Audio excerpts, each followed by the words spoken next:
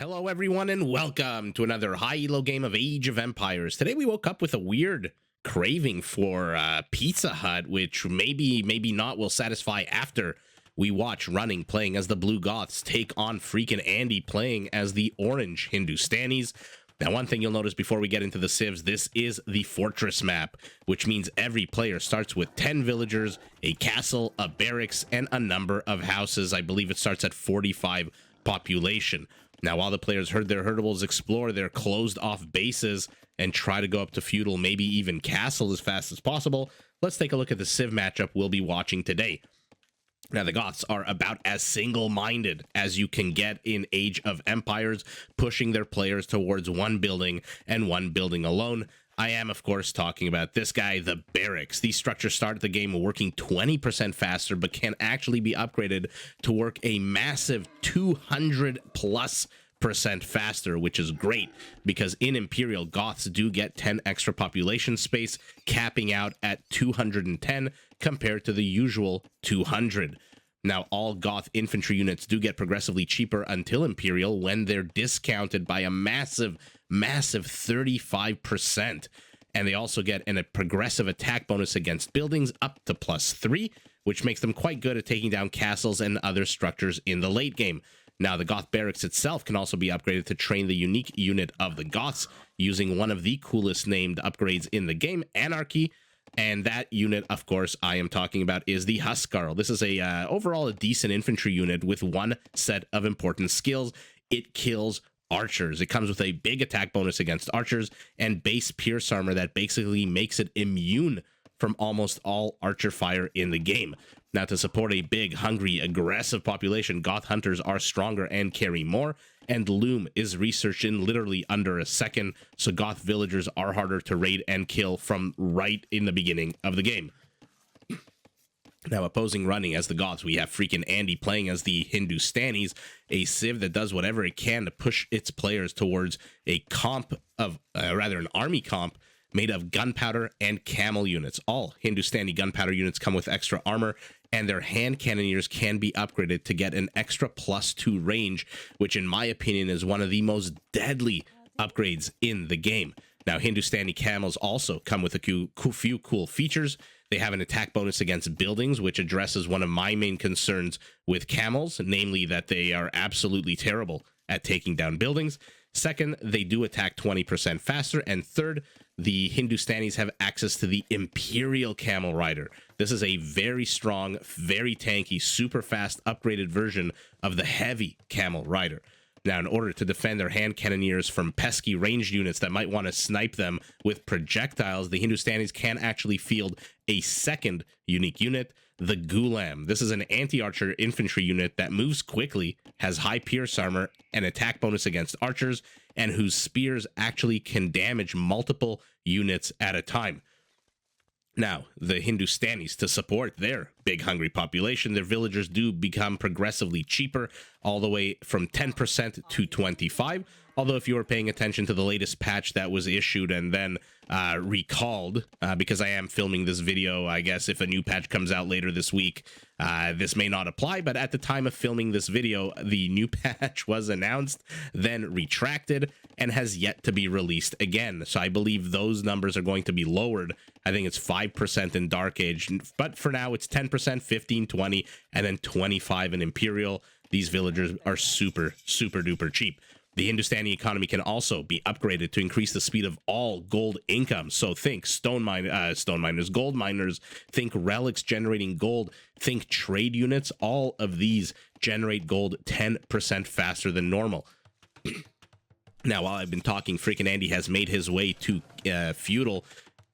Does he have the resources? He is just shy of the resources needed to go up to castle, although once he finishes the market, the blacksmith, I suspect he'll have the resources within a minute or two. Running a little bit further behind on food, does need to get another 100 or so, also building a market, also building a blacksmith. So we'll see if this game follows the standard closed map meta that I suspect it might. If you've watched my casts before, you know when it's a closed map like Arena or Fortress, I believe there are 3 stages. The first stage is everyone rushes to castle, and so far the players are proving me right. We're 8 minutes in.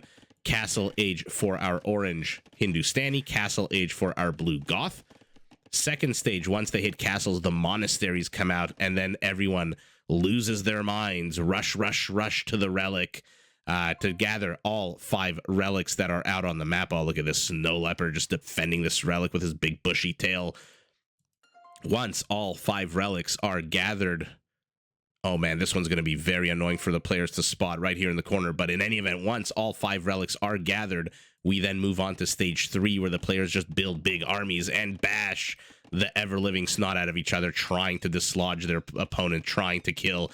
In the meantime, though, we are still heading up to castle. Let's see how many relics the players have seen. Our orange Hindustani has seen 1 and 2. Although he is fairly close to the 3rd. If his scout, if Bob here only turned north, he would see the 3rd.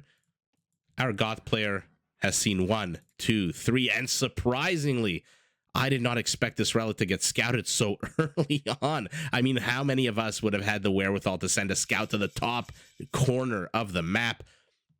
In any event, Running does see it. Running now has vision on more relics than his opponent.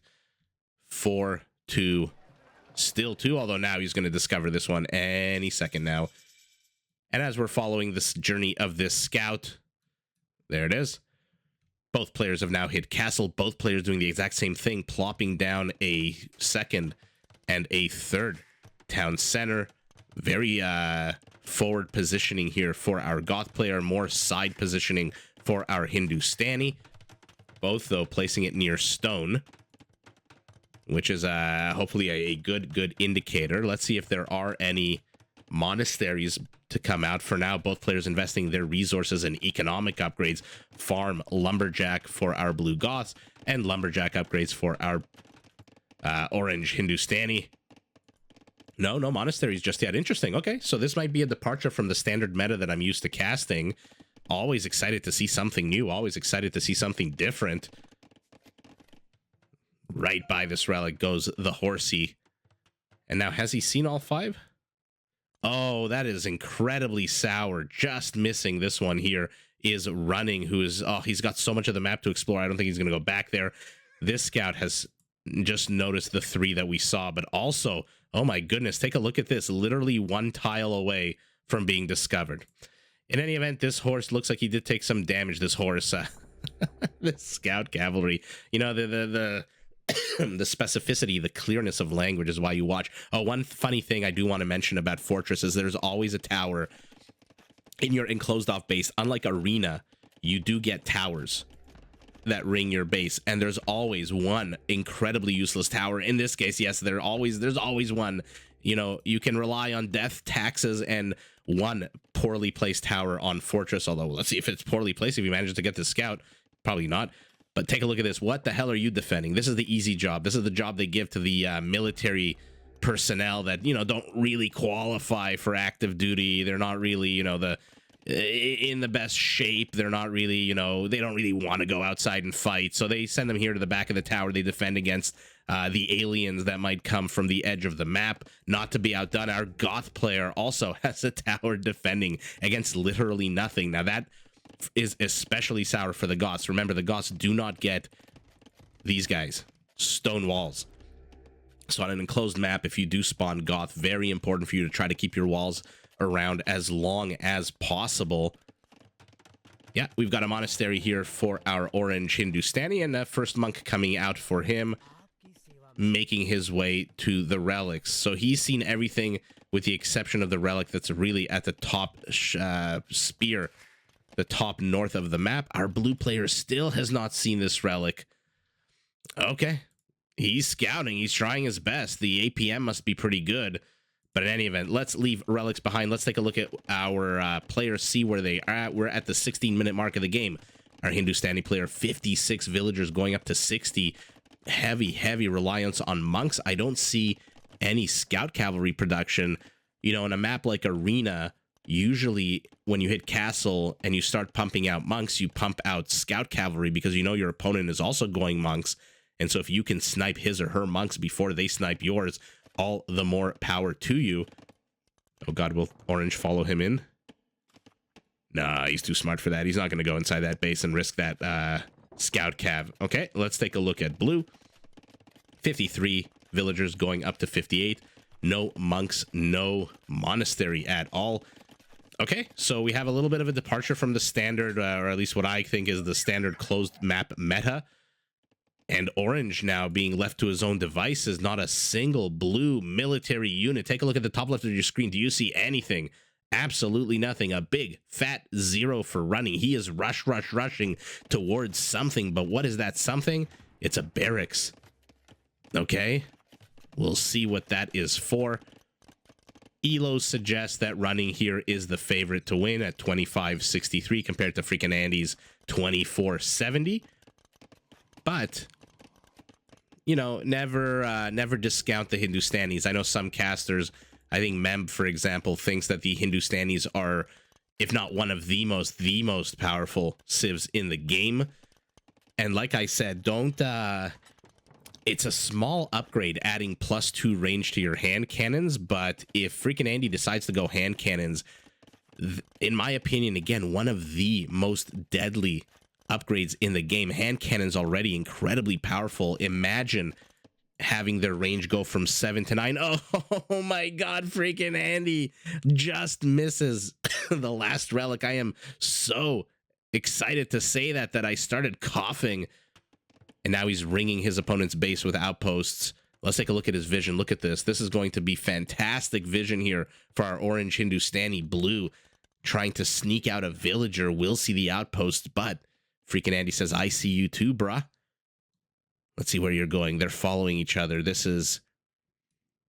what's that movie with Robin Williams where he went to Alaska and he was the murderer? Sorry, spoiler alert. There was like a murder in Alaska and there was all these people walking around on ice and on snow. This reminds me very much of that. For now, these two villagers. Oh my god, you made it. You went all this way to build a house only to get picked at and prodded at by this one orange villager.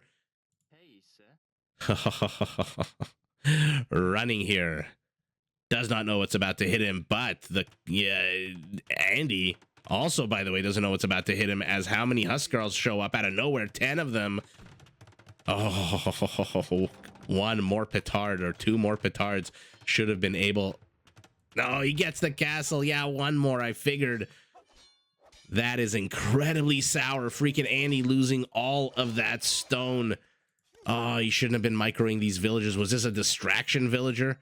Did he see the outpost going up and decided, you know what, let me send out this one villager to distract you. I'm going to build a random house in the middle of nowhere. I always see 40 chests wherever I can, but now Huskarls are streaming in. 13 of them. 2 more petards are on the production tab. How is our orange Hindustani going to respond to this? Monks and an archery range. Okay. He is 30 seconds away from Imperial, is FreakinAndy. We'll see what he decides to do with that massive time advantage. Our Goth player here, nowhere close. Absolutely nowhere close. He's sitting at, what, half the gold, half the food that he needs to go up to Imperial. And we'll see what he does once he realizes Orange has hit the last evolutionary stage of the game, moving forward with another petard, carrying their kegs of powder. So as I was saying, I think the quote-unquote better civ here is the Hindustani, but never, ever discount the Goths. I mean, their barracks, again, okay, he's going chemistry, he's going leather arch armor, he wants hand cannoneers, I suspect. He's built these archery rangers, he's not building anything out of them. Here comes the Ghulams. Funny that both the Ghulams and the Huskarl do have an attack bonus against archers. 5 for the Ghulam at this point, 6. And in terms of armor, look at the Pierce armor, 6 on the Huskarl, 3 on the Ghulam. So they are, in theory, I guess, or not in theory, in principle, very similar units, very similar purpose for the units. Another convert going down. Conscription for our orange Hindustani. Yeah, you cannot compete with Gothic production. As I was about to say before I interrupted myself about 7 times, the better civ here, I think, is the Hindustani, but once these Goth barracks get up and running, your opponent can easily swarm the hell out of you. Oh no, these Huskarls moving at a crisp 1.05 will be able to catch up to these villagers moving at a 0.88. But 4 relics for our orange Hindustani. We'll see if that gold income, I mean, it's still pretty early. It's 25 minutes into the game. We'll see if that gold income from those relics, remember, 10% quicker it accrues. Is this closed off? I hope for his sake there's not a gap here. But yeah, as I suspected, hand cannons coming out. Now, Huskarls, I think, don't quote me on this, but I think an elite Huskarl fully upgraded does take out a hand cannoneer in 2 swipes of his sword. Because remember, hand cannoneers still technically qualify as archer units, and so they are susceptible to the, or at least they have the archer armor class. I always forget what the correct terminology. Anyway, they are considered archers, and because of that, the Huskarl does get an attack bonus against them. And so if we're lucky enough to see elite Huskarls here, these hand cannoneers have to be very careful. Although we'll see what, if we see Shatagni, I think is the name of the upgrade, that adds +2. Yeah, okay, so we're seeing elite Huskarls being researched in the castle. What are you? Orange building a bunch of houses here to the right. Maybe build some military infrastructure would be nice. You've got a nice juicy area to raid here. Yeah, Shatagni is being researched. Okay, excellent. So take a look at the range of these hand cannoneers. Gone from 7 to 9. 9 range on hand cannoneers that do 17 damage. I mean, he's got to be careful. This is way too many Huskarls for him to engage into, but clump your units up, build a meat shield, and your hand cannoneer should be victorious all the livelong day, unless your opponent produces 43 Huskarls. Let's see if we can get another castle up. Villagers on the wrong side of the castle, though, will take a bit of Huskarl damage. Okay, Gulam's providing a decent meat shield, but the Huskarls seem to be ripping through them like they're made out of confetti. But with a castle to support, these Huskarls don't stand a chance. Look how quick, how much damage. 1 swipe of the sword, 19 damage so far. And these are not even fully upgraded yet. He's throwing away a bit too many Huskarls, though. They're, what are they accomplishing here? Okay, 26 villager kills is not bad. Huskarl is not the most expensive unit in the game, so you can throw them away in little clumps like this 7 over here. Got a bit of gold mining in the disputed parts of the map. No one has yet laid claim to this one relic. Orange still has no clue it exists, so he's happy to sit on 4 relics. Oh, he's got to be careful. These bombard cannons, juicy targets. Loses a Huskarl, does our blue Goth. Both players getting the exact same chainmail upgrade for their infantry, making them a little bit tankier. Military count, quite similar. Villager count, quite similar. Our Gothic player is housed, stuck at 180, but does finally manage to build a few houses off screen. Our Hindustani needs to get his numbers up. He's down about 8 villagers. He's down about 15 army supply. Although with these bombard cannons, the right shots here. Beautiful staggered formation here by our blue Goth. He knows he's facing bombard cannons. He does not want to lose 5 or 6 Huskarls in a clump here. And what is he? We'll take a look. He's building something in the forward positioning of his base. I'm not sure I like this engaged too much. I mean, Orange is doing the best he can to kite these units. But you're trading an expensive unit for a cheap unit, but we'll see. This is a lot of hand cannoneers. How many? 24 hand cannoneers here. I don't know that Gulam really is the right choice here. They seem to be very, very weak against the Huskarls. The Huskarls seem to be, what, like 3 or 4 shotting them? So the merry chase continues here. More Huskarls falling to their deaths. Great micro by Orange, attacking 2 Huskarls at once. And look at this Gulam spear. This is why it does damage to more than 1 unit. Okay, disengage. What is this? Man, I get very excited. I see the players building a bunch of proxy structures. Then it turns out to be houses, although there is at least 1 barracks here. The infrastructure needs of the Goths are much lower, by the way, in my opinion, than the other civilizations. Just because, again, with perfusion, and basically once you fully upgrade your barracks, it works 219% faster. That's 3 times, more than 3 times faster. Look at what that range gives you. He didn't lose a single hand cannoneer there. Amazing. Look at that. And this is why I'm telling you, it's one of the deadliest upgrades in the game, but Huskarls streaming everywhere. So with perfusion, fully upgraded barracks work 3 times faster. So you don't really need 15, 15, 12, 10 of them. You can sit on, 7, 8? And just pump out your infantry units. Another random house. What is this? The random house map? All of a sudden, all the players are building random little houses. More Huskarls, but look how little damage they take. 9 villagers in here. Doing their best, but what can they really do? Orange needs to get out a Treb. Hello. Your opponent is coming at you with 2 Trebs. Okay, hand cannons are here, but they have to be careful. Who's faster? The hand cannoneers are slower, so the Goths will be able to catch up. Again, I'm not sure Gulams are the right move, especially when your hand cannoneers are on move command and are not firing. Not too sure why he's staggering them like this. Also, just gives more room for the Goths to engage into. And now he's going to get sandwiched. Oh, this is terrible here for Orange. Although it does manage to keep most of his hand cannoneers alive. He needs something. A cheap meat shield. Gulams are not the answer. At least I don't think they're the answer. Oh my god, these hand cannoneers have to garrison. Okay. I mean, they're doing an okay job here, but the numbers are just not there. Look, we're looking at 21 hand cannoneers against 47 Goths. Finally starting to mix in some for some reason I thought I saw a camel there a second ago, but in any event, light cav en route. Husbandry will make them faster. Upgrades, decent attack upgrades, no defensive, barely any defensive upgrades for them. I mean, your Hindustanis, use your freaking villagers. It's Imperial, they're cheap. Use them as the meat shield. Wow. Yeah, our Hindustani would do well to get some kind of barrier between he's got to keep these hand cannoneers alive. Let's look at other places in the map. Goth streaming to the center, and now let's take a look at his barracks. Take a look at how fast these guys produce. Look at this. This is crazy. Look how fast these units are being pumped out. And he did get anarchy, so he can produce his Huskarls from his barracks. Okay, we'll lose 1 Treb, will our blue Goth, but castle still does go down. Freaking Andy here in trouble, I think.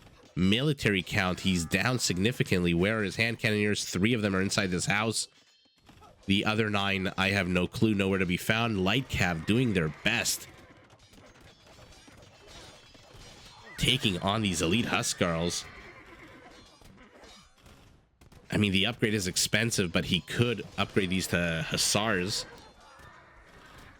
Where is his 1 converted Huskarl? Oh my god, it's still garrisoned inside this tower. Remember, infantry, unless you're the Teutons, do not add arrows to your tower. So I think he forgot that he has a Huskarl and a monk here. And oh, this is beautiful. Oh yeah, go on the other side of the wall. Get on the other side of the wall. You love it when your opponent enters a choke point, but my god, take a look at the mini map. Oh, blue streaming in from every single direction. Town center will not go up. Infrastructure will definitely go down with how many Trebs here. Oh, the villagers are pulled off the production line. Finally. Good, now attack the other one. This is a lot of Orange. Weak as it may be, though, it should be able to take down this Treb, and now all of the siege of our blue Goth is gone. The pressure here has ceased as well to the northwest of Orange's base. He feels so confident that he's going to build another town center, and his hand cannoneers engaging with the Huskarls through another choke point, but the Huskarls break in. Okay, decides to stop running. Pulls a King Leonidas. This is where we stand. This is where the Huskarls die. How many town centers is our Orange Hindustani planning on building here? Lordy. That is a lot of town centers. Does manage to get this one up. I mean, they're okay defensive structures, but remember, Goths get a +3 attack added to their already attack bonus against buildings. So Huskarls get a +6. Halberdiers, where are you? Building +4. So structures not as strong as they can be, and now Halb's thrown into the mix to counter the light cav Freaking Andy is in trouble. I don't think he realizes it just yet. Take a look at the populations. 206 capped out at 210 against 150. So basically 60 population difference, and that's 60. Where is it? Mostly in villagers. Okay, so not the end of the world. Military count. He's still only down 20 military supply. He's got to clump his army, does orange, and then go goth hunting. But our gothic player is not giving him the opportunity. Okay, one brave light cav tries to make a stand. Garrison the villagers. Yes, okay, good.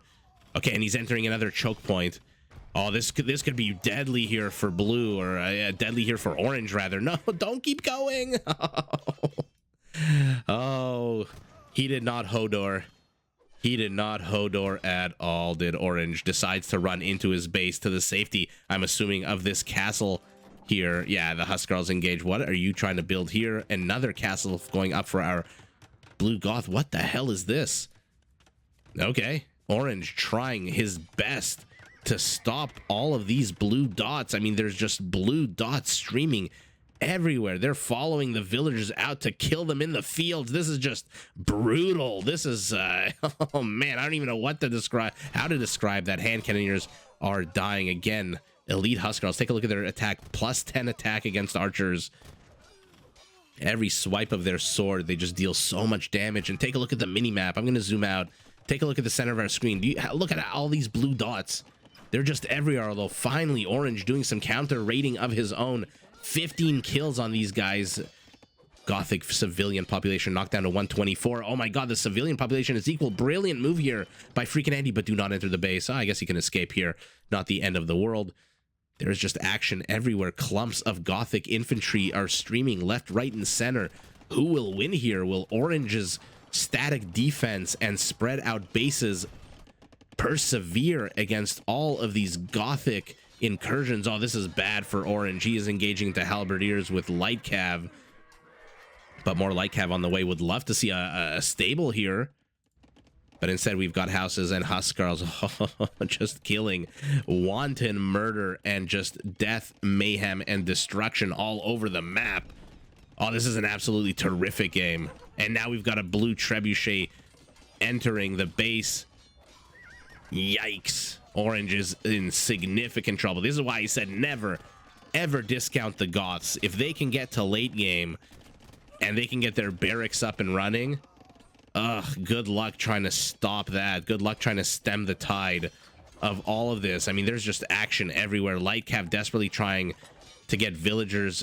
Both players for a brief second were both tied at 107 villagers, but all that's doing for the Goth is giving him more supply room for infantry. Take a look at this military count. 99 military to 27. No, this is not a Burgundian revolution. What am I talking about? This is not a Flemish revolution. This is the Goths. This is the power of the Goth barracks. I mean, let's take a look at how many barracks. I think this may have been a bit too much, but 12 of them. Okay, not terrible, actually. Brilliant positioning. 4 barracks to this side, 4 barracks here. Houses. These stables never had a chance once that castle went up, once those trebs showed up here to the center. My god, what an absolute banger of a game here. I mean, again, I thought that the Hindustani Civ was the superior, and even though running has a higher elo and therefore is technically the favorite to win, I thought the Hindustanis would be able to at least overcome this kind of rush. But several important lessons, I think, to take from this game. Number one, freaking Andy lost that castle here in the front. 650 stone down the shitter. That was an absolute terrible, terrible loss from the very beginning of the, let's call it stage 3 of the game, where the players just build their armies and bump heads into each other until one of them quits. Another thing is, if your opponent is raiding you from multiple angles, he's raiding you from the west, he's raiding you from the northwest, he's raiding you from the east. Although these are not raiders, these are gold miners carrying giant balls of gold. Bet you wish you had one of those. If he's inside your base, etc., maybe don't expand this far out, because how the hell are you going to hold this? How are you going to defend this with one villager? Maybe better expand slowly, slowly, slowly, and encroach onto the map instead of expanding. But freaking Andy, not an easy target, did not go down very easily. He at the end of the day, he had more villagers than his opponent, even though, what, 5, 6, 7 minutes ago, running was at a huge advantage of villagers, and all thanks to these light cav. But at the end of the day, military supply 12 to 15. I mean, these hand cannoneers with Shatagni are just, again, in my opinion, one of the deadliest units in the game. They attack on a 17, and they have 9 range with a base accuracy, not the best, but 75. My goodness, let's take a look at the stats. What an absolute banger of a game. 382 Huskarls to 100 hand cannoneers. If this was maybe 170 to 200, I keep coming back to this meat shield, but I feel like our orange Hindustani wasted a lot of gold on Gulams. They are faster than the Huskarl, but my God, was the Huskarl able to just ravage them whenever they met on the field of battle. And remember, I think Gulams do cost 45 gold a piece. I think that gold would have been better spent getting these numbers up into the 40, high 30s, low 40s, and then just a meat shield of garbage. Even villagers, to be honest, don't be afraid to use your cheaper civilians. You're an Imperial. These guys cost 25% less. And again, guys, I filmed this before the new patch. So 25% less. Throw them away. You don't need them. You can rebuild them for what? 37, 38 food? That can be your meat shield. Let the Goths chase these guys all day long while your hand cannoneers fire rain hell down upon their heads. But in any event, that did not happen. The Gulams came out. The Gulams died to these civilization destroying Goths. And let's take a look at the economy. I mean, he had 4 relics for the entirety of the game. Yeah, so 3,000 extra gold for our orange Hindustani. Although at the end of the day, because he ceded map control to his opponent, I mean, he had no choice. He was being attacked from about, 300 different angles. His opponent does end up mining more gold, about 6,000 more gold than him when you take away the relics. Stone, pretty much identical. Food, wood, no big disparity. I mean, this is 6,000 difference. This one's 1,200. The food, obviously, our Goth needs more food. You're producing your infantry units all the livelong day. But wow, let's take a look at kills. Oh, you love to see it. Our blue Goth with his multi-pronged infantry attacks has killed 400 Hindustanis, 171 of which were villagers. Our Hindustani 432 with these deadly hand cannons, with the Gulams, and with these light cav. Wow, 8 kills on these guys alone, and only 61 villagers. So in terms of military, it seems that FreakinAndy actually killed more, because if you subtract the civilian from the military kills. Oh, sorry, guys, I think my mic clicked in and out. If you subtract the 171 from the 405, you do end up getting, 234 military kills compared to 360 something or 371. So at the end of the day, the Hindustani player did kill more units, but his units were more expensive, and his meat shield, I think, was just not there. I love all these secondary wall offs. If we saw this kind of labyrinth, kind of wall off over here, I think our Hindustani player could have lasted a little bit longer, and maybe even a lot longer, to be honest. And then he could have focused his attention to the center. Look at this one brave light cav, 0 kills, a third of the health on him. He is just rushing to his death. He sees the backside of these Huskarls. He knows they're on the march. He knows they're on move command. He wants to get 1 or 2 swipes off before running realizes, and then turns around and attacks him. This Goth doing the exact same thing. Looks like he's about to slap this horse's ass, while his compatriot here raises his sword. Oh, I love this game so much. It's so much fun. What are you doing? Looks like he's reaching down to attack. Interesting. Always fun at the end of the game to see the mid-animation freeze frames of these units. In any event, I don't know what FreakinAndy was doing, trying to expand with... at one point, I think it was something like 4 town centers at the same time. When your opponent is raiding you from every which way, I don't know that that's necessarily how you want to play it, but definitely a way to play it. does, like I said, end up getting more military kills. That might be just because the Goth player has engaged into these castle zones here. And I remember there was a castle here as well. Might be here under this patch of dead snow. But my goodness, what a clinic on the production ability of the Goths. Supply capped at 210 compared to his opponent who's below 140. 70 supply difference in military, 99 to 27. So if you like to spam units, if you don't care about keeping your units alive, these are not Teutonic Knights, these are not Boyars, these are not Persian war elephants, these are units that are created and meant to die immediately after causing as much damage as possible. If you want to spam, please do consider playing the Goths, but of course play the Goths responsibly. That's your PSA for the day. In any event, running, my goodness, just what can you even say that hasn't already been said?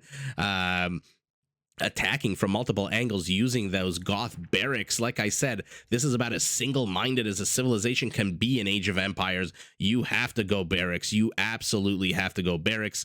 And even though FreakinAndy knew that, even though he got his Chautauqua extra range hand cannoneers, which are incredibly deadly, 35 kills on just these 11, he was not able to stem the tide of the overwhelming masses of blue Goths attacking from every single angle on the map.